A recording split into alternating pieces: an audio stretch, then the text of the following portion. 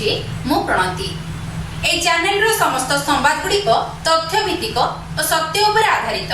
तेणु ए चैनल को आपण देखंतु, लाइक शेयर सब्सक्राइब। विरल बोड़ा साप उद्धार कला वन विभाग। बालेश्वर जिला अंतर्गत भोगराई ब्लॉक रो बंग सीमांत साहाबाजीपुर ग्रामर भगवान चंद्र बेहेरा घर पछपटु एक विरल जातिर बोड़ा साप शनिवार दिन उद्धार करा जायछि। सापटी बाड़ी भितरे बुलुथला बेले परिवार लोके देखि ताकु कौशल क्रमे काठ पकाई अटकाई देथिले। भगवान को सान भाई जलेन्द्र बेहेरा एही साप को देखि गणमाध्यम प्रतिनिधि को खबर देथिले। गणमाध्यम प्रतिनिधि सेठारे पहुंची वन विभाग को खबर देवा परे उदयपुर वन विभाग रो वनपाल संजय कुमार महांती निर्देश क्रमे सबुज बाहिनी हरिशंकर साहू घटनास्थल रे पहुंची साप को हेफाजत को नैथिले। सूचनायोग्य पूर्वरु अर्थात चलित मास जनवरी 2 और 5 तारिख रे उक्त स्थान रे एही विरल जातिर दुईटी बोड़ा साप वन विभाग उद्धार करि नैथिले। एहा एक विरल जातिर बोड़ा साप एवं एहाकू रसेल भाइपर बा बाघुआ बोड़ा कुहा जाय। सापर लंब प्राय 5 फुट रु ऊर्ध्व।